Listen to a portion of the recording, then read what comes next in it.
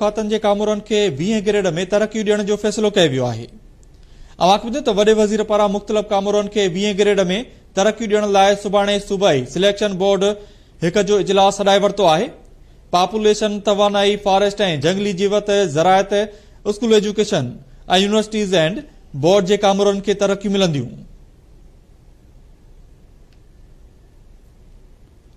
अवां ॿुधो त सिहत ऐं कॉलेज एजुकेशन खाते जे कामोरनि खे बि 20 ग्रेड में तरक़ियूं ॾिनियूं वेंदियूं। अहम ख़बर आहे, कराची खां त मुख़्तलिफ़ खातनि जे कामोरनि खे 20 ग्रेड में तरक़ी ॾियण जो फ़ैसिलो कयो वियो आहे। वॾे वज़ीर पारां मुख़्तलिफ़ कामोरनि खे 20 ग्रेड में तरक़ी ॾियण लाइ सुभाणे सूबाई सिलेक्शन बोर्ड हिक जो इजलास सॾाए वरितो आहे।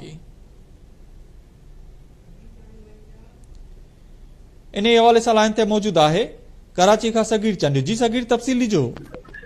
जी बिल्कुल, मुख़्तलिफ़ खातनि जे कामोरनि खे 20 ग्रेड में तरक़ी ॾियण जो फ़ैसिलो कयो वियो आहे। सिंध जे वॾे वज़ीर सैयद मुराद अली शाह पारां मुख़्तलिफ़ कामोरनि खे 20 ग्रेड में तरक़ियूं ॾियण लाइ सुभाणे सूबाई सिलेक्शन बोर्ड 1 जो इजलास घुराए वरितो आहे। सुभाणे वज़ीर हाउस में 4 वॻे बोर्ड 1 जो इजलास थींदो, जंहिंमें chief secretary Sindh, senior member board of revenue, रिथाबंदी ऐं तरक़ी बोर्ड जो चेयरमैन, वॾे वज़ीर जो प्रिंसिपल सेक्रेटरी, सेक्रेटरी फाइनेंस ऐं सेक्रेटरी सर्विसिज जेके आहिनि उनमें शरीक थींदा। इजलास में पॉपुलेशन वेलफेयर, तवानाई, फॉरेस्ट, जंगली जीवत, ज़रायत, school education, universities and board, सिहत ऐं कॉलेज एजुकेशन खाते जे कामोरनि खे 19 खां 20 ग्रेड में तरक़ियूं जो जेको आहे उहो मामिलो शामिल आहे। उन खां अलावा एक्सपीसीएस ग्रुप जे कामोरनि ऐं पीएसएस ग्रुप जे कामोरनि खे 19 खां 20 ग्रेड में तरक़ियूं मिलण जो पिणु इम्कान आहे। जी, वॾी महिरबानी।